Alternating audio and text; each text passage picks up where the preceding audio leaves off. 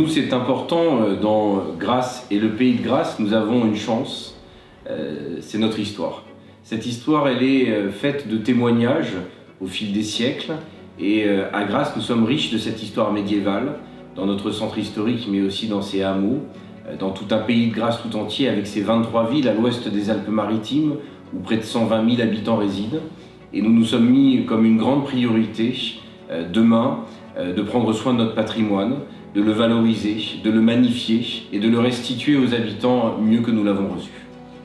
Nous avons de nombreux projets et nous travaillons actuellement à lancer un certain nombre de chantiers. Le premier, c'est l'ancien palais de justice qui était vide depuis 1998.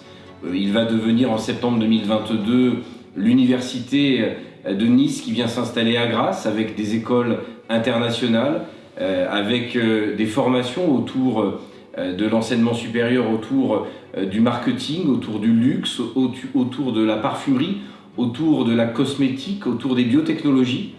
Cet ancien palais de justice est quelque chose de formidable, un témoignage de ce passé, de notre histoire, et nous allons le réhabiliter pour le livrer dans l'année qui vient devant nous.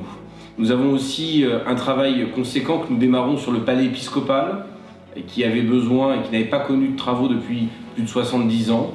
Nous démarrons ces travaux aujourd'hui. Et puis tout notre patrimoine qui fait la richesse de ce territoire, sa singularité, que ce soit les chapelles, que ce soit les places, que ce soit les oratoires, que ce soit les fontaines, que ce soit les calades, tous ces lieux qui marquent une identité territoriale que nous voulons mettre en lumière. Au Musée international de la parfumerie, qui est un bâtiment emblématique dans l'ancien hôtel Pontévès, dans ce boulevard du jeu de ballon qui traverse la ville, eh bien, dans ce lieu qui accueille près de 120 000 personnes par an, nous avons voulu faire appel à Murtronic pour pouvoir justement se doter de ces technologies et vérifier ces questions de remontée capillaire. Nous avons travaillé ensemble dans ce bâtiment et nous envisageons des collaborations à venir, notamment au siège de la communauté d'agglomération. Si on veut faire les choses bien, c'est comme les fondations d'une maison. Si vous n'avez pas des fondations qui sont solides, vous ne pouvez pas bâtir durablement dessus. Alors si nous voulons rénover, il faut s'entourer de grands professionnels.